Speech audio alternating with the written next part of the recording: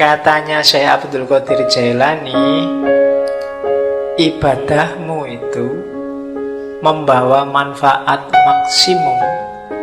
Ibadahmu akan sejati apabila bisa memantulkan cahaya ilahi. Untuk bisa ke sana, hatinya, jiwanya harus bersih. Sholatmu itu akan banyak manfaatnya kalau hatimu jernih, memantulkan mau dan maksudnya sholat yang sejati. Kenapa selama ini ibadah kita rasanya kok formalitas, tidak ngefek sama sekali dengan kehidupan kita? Karena kita ada dalam kegelapan. Orang yang gelap itu kan tidak kelihatan apa-apa. Sejatinya yang dia lakukan dia tidak paham, hakikat yang dia pahami, yang dia jalani juga dia tidak ngerti. Kenapa begitu? Karena hatinya gelap. Akalnya mungkin masih jalan, masih cerdas, bisa ngeritik sana, ngeritik sini, bisa ngomongnya kelas tinggi, tapi hidupnya sehari-hari tidak mencerminkan yang diomongkan, tidak mencerminkan yang diceramahkan kemana-mana. Kenapa begitu? Ya kalimatnya hanya berhenti di mulut. Hidupnya sendiri bukan cerminan itu. Kenapa kok hidupnya tidak jadi cerminan? Karena hatinya gelap. Menangkapnya pakai akal dia canggih, tapi menangkap pakai hati tidak bisa. Kenapa? Hatinya gelap.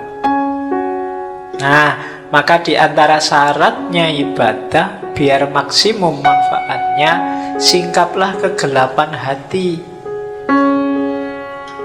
Bersihkan hatimu. Kalau katanya Ghazali, kotorannya hati itu kayak satu titik kotor di kaca.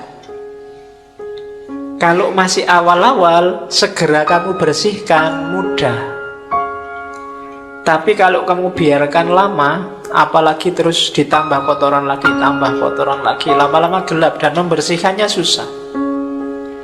Akhirnya yang gelap pun kamu anggap terang, karena kamu nggak pernah ngerti terang. Jadi yang jelek kelihatannya jadi bagus. Kenapa? Karena belum pernah lihat cahaya yang baik, cahaya kebaikan. Sehingga yang jelek inilah dianggap inilah yang bagus. Kenapa begitu? Karena batinnya sudah gelap. Ya semakin mengerakkan, membersihkannya tambah susah. Apalagi sama orang pinter. Orang pinter itu barang salah dia bisa muter-muter jadi benar. Sudah jelas-jelas ada buktinya, kadang-kadang ada CCTV-nya, masih bisa bikin alasan biar benar. Itu jagonya akal. Menunjukkan canggihnya akal, tapi sekaligus menunjukkan gelapnya hati. Hati itu tidak bisa dibohongi. Hati itu kalau salah dia akan bilang salah, kecuali dia sedang gelap. Kalau dia sedang gelap, ya dia tidak bisa melihat mana yang sejati. Nah, hati yang gelap itu terhijab oleh amal-amal buruk. Membersihkannya gimana? Ya agak susah memang, tapi katanya Syekh Abdul Qadir Jailani, ayo diupayakan. Yang pertama apa? Cari pengetahuan. Ilmunya harus banyak dulu. Ilmu apa? Ya yang berhubungan dengan pembersihan batin tadi. Cari ilmunya dulu, jangan ngawur. Nanti membersihkan hati pakai paranormal, membersihkan hati pakai apa? Nggak. Pengetahuan dulu, cari ilmunya dulu. Kalau sudah dapat ilmu, diamalkan ilmunya dengan usaha, dengan keberanian. Tidak ada gunanya ilmunya numpuk, ngaji sampai sesi 140 sekian, tapi tidak ada satupun yang diamalkan. Hidupmu tidak naik-naik kualitasnya.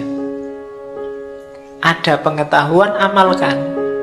Setelah itu, gunakan ilmumu untuk menaklukkan egomu.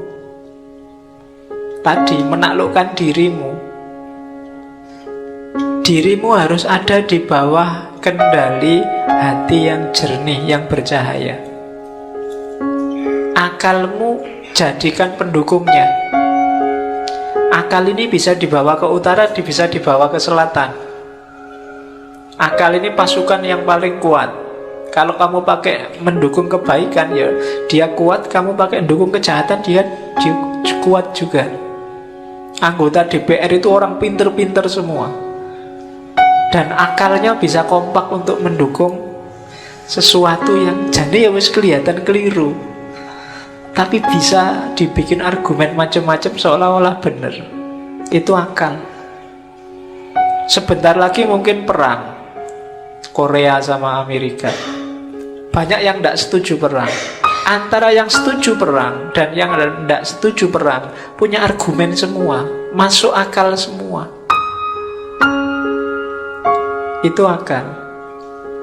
Kemarin waktu pilkada Jakarta, yang pro Ahok pakai akalnya juga, yang anti Ahok pakai akalnya juga. Itu akal. Maka akal itu tergantung dia dibawa kemana. Yang bisa menemukan yang sejati itu hati, kolbu. Cuma kolbu yang bisa menangkap cahaya, karena dia tidak mencari keluar, tapi memantulkan yang di dalam. Hanya saja syaratnya dia harus dalam kondisi jernih. Untuk menjernihkan prosesnya pengetahuan, kemudian diamalkan. Untuk selanjutnya kuasai dirimu biar nggak dikuasai oleh egomu.